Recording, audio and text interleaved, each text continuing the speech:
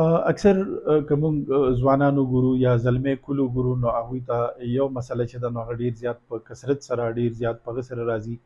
چې څه ته موږ سرات انزال وایو یا پریمیچور ایجوکولیشن ورته موږ وایو. یا د دې سره سره تړلې یو بله مسله چې هغه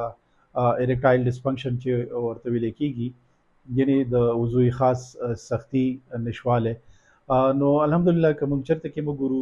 لکه مختلف د دې دپاره سیکسالوجست دي یا د دې دپاره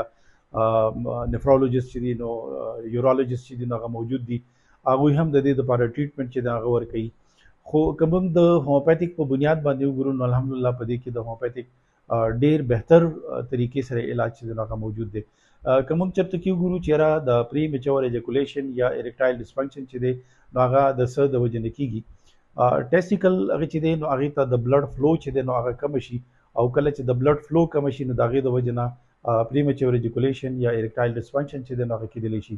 او بیا د دې نه یو خاص هغه خارجېږي چې هغې ته نایټریک اسید وایي. نو د هغې د اخراج سره که د هغې په اخراج کې کمی راځي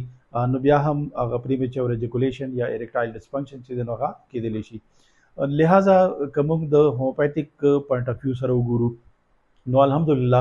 په هومیوپیتھک کې د دې دپاره لکه په سوونو دوايانې چې دي نو هغه موجود دي. صرف یو دوايي نه ده چې زه د هغې نوم واخلم، او بلکې هومیوپیتھک لکه اکارډنګ ټو د سمټمز او اکارډنګ ټو د ساین اور سمټمز، یا د دې سره چې کوم موډیلیټیز راځي، کمی بیشی څه سره زیاتېږي څه سره کمیږي، یا د دې د وجې نه که چېرته کې انزایټي وي، ډپریشن وي د هغې د وجې نه وي، یا چېرته خوف د یرې د وجې نه وي، لکه دا ټول څیزونه چې دي نو هغه په دې کې موجود دي. یا د کلاس فرق کوي نو په هغې کې هم دا څیز چې دی نو پیدا کېدلی شي. نو لہٰذا موږ کولی شو چې په هومیوپیتھک کې د دې دپاره بهتر علاج چې دی نو هغه موجود دی. لہٰذا بغیر څه د خوف نه، بغیر څه د مغه نه، ایون ما ډېر زیات ځوانان الحمدلله دلته کې که زه وګورم، که په سوات قزاخیله کې وګورم چې هغوی بالکل په دومره سیویر انداز کې او دومره په شدید انداز کې دا خبره لکه اخیستلې وه چې هغوی د خودکشي هغه رجحان چې دی نو هغه پیدا شوی و چې یاره ما ته دا مسله چې ده نو هغه پېښه ده. اگر چې دا هم بیماري ده، څنګه چې د سړي سترګو نظر تللی شي، څنګه د سړي ګردې فیل کېدلی شي، څنګه هارټ فیل کېدلی شي، څنګه نورې مسلې چې دي نو هغه پیدا کېدلی شي. دا هم د انسان په بدن کې یو بیماري ده.